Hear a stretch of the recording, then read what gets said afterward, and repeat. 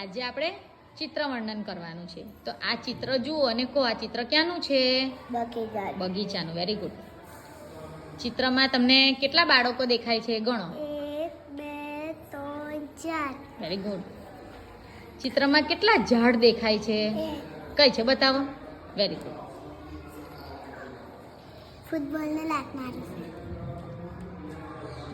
કોણ? આ છોકરો શું કરી રહ્યો છે?